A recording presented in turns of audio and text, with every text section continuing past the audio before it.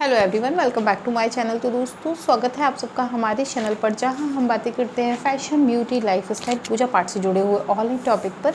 और मैं आपके साथ शेयर करती हूं अपने लाइफ का एक्सपीरियंस। तो दोस्तों, हरे कृष्णा, राधे राधे। कैसे हैं आप सब? आशा करती हूँ आप सभी लोग अच्छे होंगे। मैं भी बिल्कुल ठीक हूँ। और आज का वीडियो रिक्वेस्टेड वीडियो है। कैसे?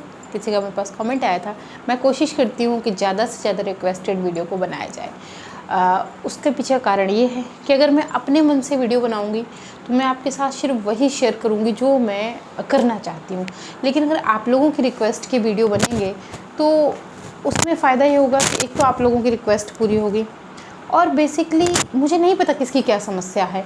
हाँ, लेकिन कॉमन व्यक्ति अगर एक समस्या पूछ रहा है तो इसका मतलब वो समस्या कई हज़ार लोगों की हो सकती है, कई 100 लोगों की हो सकती है। इसलिए तो रात्रि में वर्जित कार्य, जैसे जो कार्य हमें रात्रि में नहीं करना है, होता क्या है आजकल जो हमारा टाइम टेबल है, जो शेड्यूल है, हमारे जितने बिजी शेड्यूल हैं उनमें हम करते क्या हैं कि हमारे अधिकतर कार्य तो हम रात में ही करते हैं, ये सोच के कि रात किसके बाप की है, रात तो अपनी ही है, जो करना है वो कर लेंगे। लेकिन कुछ ऐसे कार्य होते हैं जो हमें रात्रि में नहीं करने चाहिए, गलती से भी नहीं करनी चाहिए। इनके दुष्प्रभाव हमारे जीवन में किसी न किसी रूप में आते ज़रूर हैं, और फिर हम कहते पता नहीं क्या हो गया, पता नहीं क्या हो गया।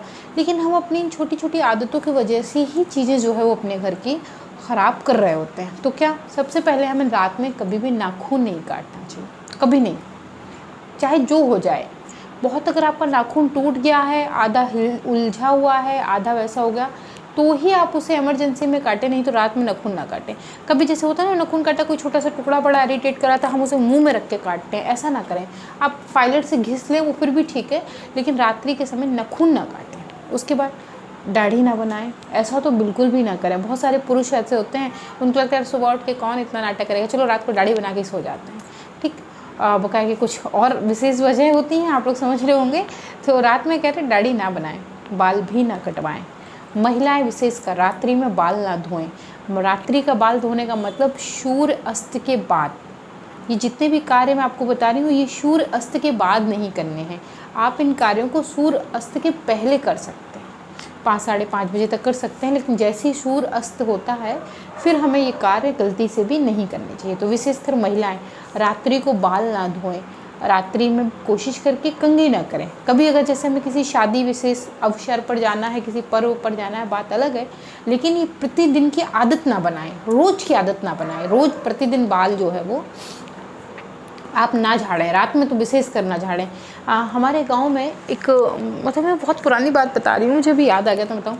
हमारे गांव में रहते थे हम, तो हमारा मतलब घर के पीछे छत आपस में जुड़े हुए थे ना, तो कूद के इनकी छत पे चले आते थे, उनकी छत पे आ जाते थे। तो एक दीदी थी, उनका नाम नंदनी था, और अब तो काफ़ी बड़ी थी वो समय भी मुझसे।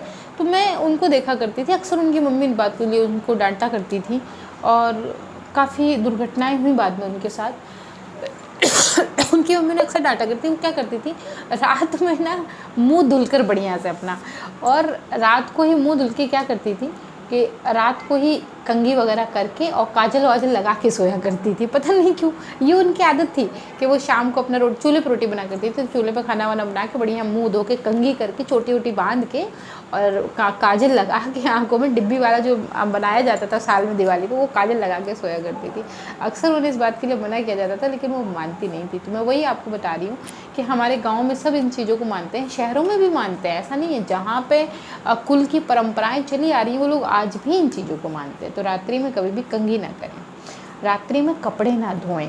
उसके पीछे का कारण ये है कि ये सब कार्य हमें सूर्य अस्त के बाद नहीं करने होते हैं। ठीक है, जैसे कि हमारे कपड़े जैसे कि वो गंदे हैं, तो उनमें क्या है, कहीं ना कहीं हो सकता है कि नकारात्मक ऊर्जा हो।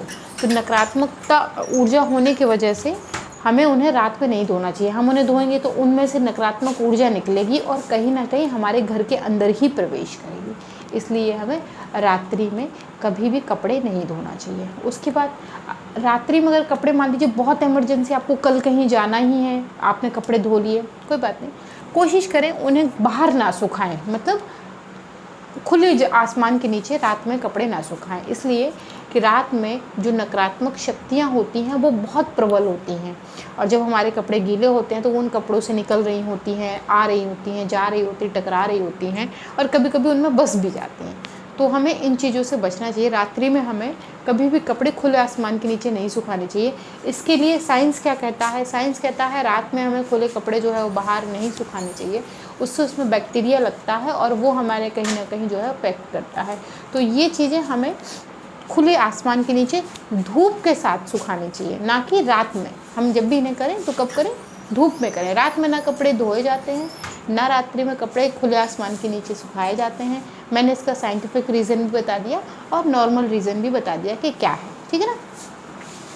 जैसे कि किसी हमारे पास कमेंट था कि दीदी हमारे घर में हाउस हेल्पर नहीं है, तो मैं क्या करती हूँ कि रात में अपना खाना पीना बना के और झाड़ू पोछा करके सो जाती हूँ। तो अगर ऐसा है कि सुबह आपको समय नहीं मिलता और आप रात में झाड़ू पोछा करना चाह रहे हैं, तो आप ये कार्य सूर्य अस्त के पहले कर लीजिए, है ना। सूर्य अस्त के बाद ना करें, सूर्य अस्त के पहले ही ये काम कर लें, ठीक है। झाड़ू लगाना है, पोछा लगाना है, तो ये काम आप सूर्य अस्त होने के पहले ही कर लें, बाद में ना करें। कहने का मतलब रात में ना करें, ठीक है ना। प्रदोष काल के बाद तो गलती से भी ना करें, ना झाड़ू करें ना पोछा करें। हाँ, रसोई में झूठे बर्तन ना छोड़ें, ऐसा नहीं करना चाहिए। रात्रि में हमें कभी भी झूठे बर्तन नहीं छोड़ना चाहिए। रात में और क्या नहीं करना चाहिए, सूर्य अस्त के बाद सिलाई नहीं की जाती घर के अंदर, विशेषकर घर में। दुकान के लिए बात नहीं हो रही है, घर के लिए। घर के अंदर हमें रात्रि में सिलाई नहीं करना चाहिए, और चाहे वो मशीन से हो और चाहे वो सुई धागे से हो, रात्रि में घर के अंदर सिलाई नहीं करी जाती है। कभी ऐसी बहुत इमरजेंसी, आप कहीं बाहर जाना है, आपके पास कोई ऑप्शन ही नहीं है, तो कभी कभार की बात अलग हो गई, लेकिन प्रतिदिन की आदत में इसे शामिल ना करें, इस बात का ध्यान रखें। और अगर कभी मान ली कभी कभार कहीं जाना भी है ना, तो आप पहले दोपहर में चीज़ें चेक कर लें और सूर्य अस्त होने के पहले पहले इस काम को निपटा लें। रात में और क्या नहीं किया जाता, दही चावल नहीं खाते हैं।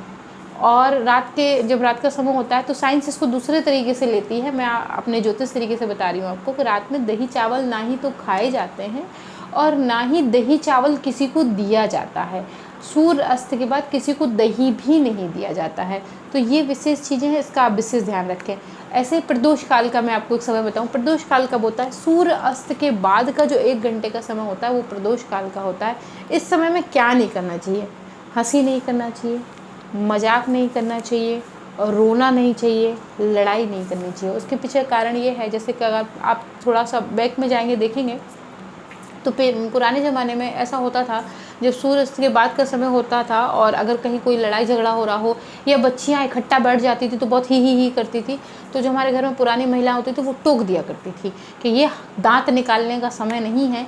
तो ज़्यादातर अगर आपने देखा हो तो जो पुराने समय में जो था, हर घर में शाम के समय में रामायण की चौपाई या रामायण का जो उच्चारण है वो हर घर में थोड़ा थोड़ा चलता था। बच्चियाँ 2-2 चौपाइयाँ पढ़ा करती थी, अपनी दादी को सुनाया करती थी, नानी को सुनाया करती थी। उसके पीछे का कारण यही था कि जो प्रदोष काल का समय होता है वो अंधेरे में दीप जलाने का समय होता है, पूजा पाठ करने का समय होता है, भगवान का ध्यान करने का समय होता है। इसलिए ऐसे समय में हम ऐसे कार्य जो है वो नहीं करते, ठीक है ना। जैसे मैंने आपको बताया, पूजा करने का समय है, दीप जलाने का समय है। और सूर्य अस्त के बाद और क्या नहीं किया जाता, सूर्य अस्त के बाद, खैर अब तो ये नहीं है इतना वो, सूर्य अस्त अगर हो रहा है तो इसके बाद आप माचिस भी ना खरीदें, ठीक है ना। तो माचिस जो है वो नहीं ली जाती है सूर्य अस्त के बाद। उसके बाद सूर्य अस्त के बाद रात्रि में हमें चूना नहीं खरीदना चाहिए, ना हमें चूना खरीदना चाहिए और ना कोई चूना देता है। अगर पान की दुकान पर भी आप जाएंगे ना, सूर्य अस्त के बाद अगर चूना मांगेंगे तो वो भी मना कर देंगे।